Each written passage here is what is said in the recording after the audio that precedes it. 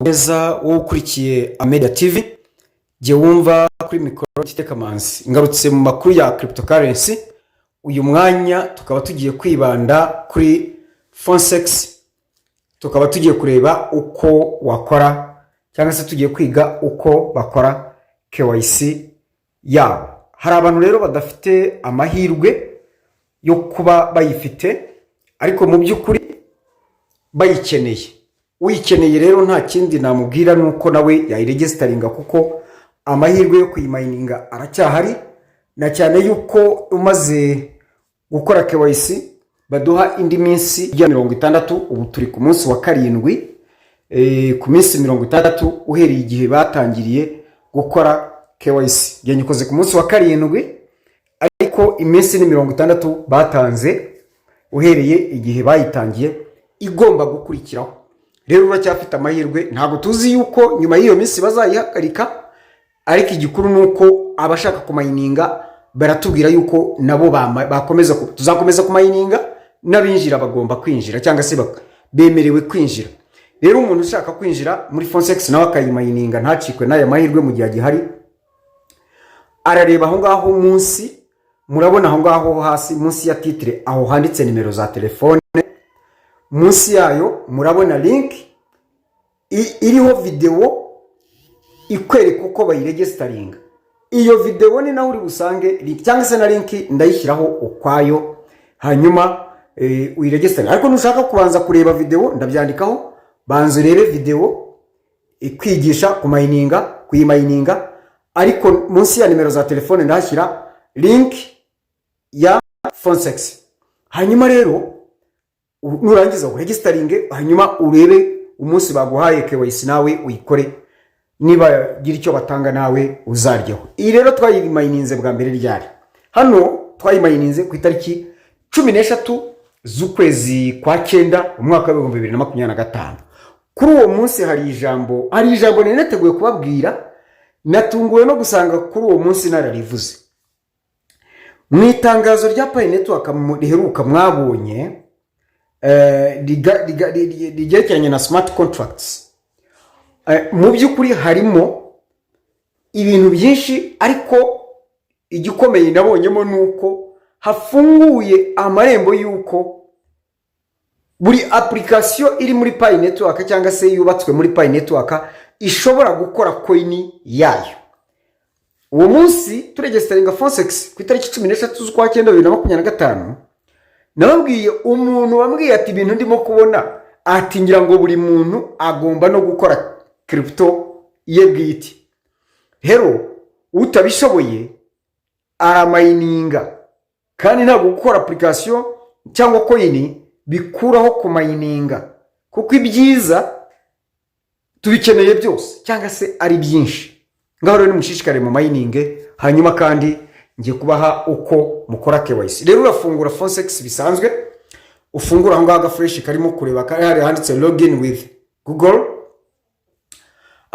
Uze nugera hano winjiye, maze kwinjiramo hariya hejuru murabona ahari izo wamayininze, hagati hariya murabona ngo KYC. Urajya hariya hasi handitse assets, ukandemo, numara gukandamo irahita ikuzana hano, ukande kuri aka fresh k'umweru gacuritse, aho ngaho nakweretse kari hagati. Numara gukandamo hafunguke, ikuzane hano, ikwereke link yawe, uyikopiye cyangwa uhita ukanda kuri copy hano ibe copied, cyangwa se uyiselectinge, nurangiza uyikore copy, hanyuma nurangiza usubire inyuma uze, urabona hano nurangiza usubire inyuma. Numara gusubira inyuma usubire ahangaha hari ngo start KYC. Ahangaha handitse start KYC, ukandemo. Numara gukandamo irahita ikuzana hano, urabona hari handitse ngo you completed KYC login streak, start KYC now. Warangije iminsi bagusabaga yo kugira ngo umayininge wemererwe gukora KYC. None ngaho yikore, ukandeho. Numara gukandaho ihita ikuzana hano handitse ngo migration KYC. Ku minsi 60 hamaze kuvaho 7 sorry. Urahita rero uza aho ngaho hari agafresh nimero ya mbere ako kamanutse upestingemo ya wallet yawe. Nurangiza aho ngaho agafresh kareba aho nganditse confirm mu ibara ry'umuhondo ni fresh nimero 2 iyo ngizamutse uhita ukanda muri confirm. Umaze gupestingamo wallet hariya uhita ukanda muri confirm. Numara gukanda muri confirm irahita ikuzana hano none irakuzanira kuri kara gafresh ka mbere kamanutse aho ushyira email yawe washyize muri Phonesex. Hanyuma nurangiza ukande aho ngaho gafresh ko hasi kazamutse kareba muri mu ijambo confirm muri rabara ry'umuhondo. Ibyo nibirangira irahita ikuzana hano none ikuzanire aho ushyira kuri iyo fresh ya mbere imanutse izo ushaka ko zizimuka. Yewe nazanditsemo zose ibihumbi 20 na 200 ibihumbi 222 na 224. Hanyuma nurangiza ukande aho ako gafresh ko hasi kazamutse kareba handitse confirm KYC mu ibara ry'umuhondo. Hanyuma ihite ikuzana ahangaha bakwereke ngo KYC approved. Hanyuma hasi bakwereke za zindi bemeye yuko zizimuka umunsi bazabivivura cyangwa se ya minsi nishira. Hanyuma rero aho handitse ngo havivu ya mbere ngo KYC approved, munsi yaho handitsemo ngo you are allowed to migrate 20224. Nemerewe kwimura biriya bihumbi 222 na 224 za PUSD, Phonesex USD. Hanyuma munsi yaho haranditse ngo your migration login streak is 7 by 60. Nukuvuga iminsi yanjye yo kugira ngo nje mining buri munsi kugira ngo nzemererwe kubona migration cyangwa gukora migration ni iminsi 60 ngejeje 7. Ubwo wowe nujya live muri konti yawe urajureba byahindutse kubera ko mining umunsi ku munsi. Hanyuma rero barasoza batubwira ngo you need to log in and continue mining PUSD daily for 53 days to migrate PUSD. Nkeneye kumininga PUSD ubwo nezira ko yindi tumininga za Phonesex iminsi 53 kugira ngo nemererwe kuzimura cyangwa se kugira ngo zizimuke ziriya ziri hasi. Kugeza ubu ntabwo turamenya ngo ese kuri listing aho tuzavunjishiriza cyangwa se aho tuzabikuriza izabihagaza amadolari angahe. Ubwo ntabwo icyo ngicyo turakimenya usibye ibyo tubonamo hari ariko tutaremera. Ibisigaye bizagenwa tuzabibona ari uko igihe cyabyo kigeze.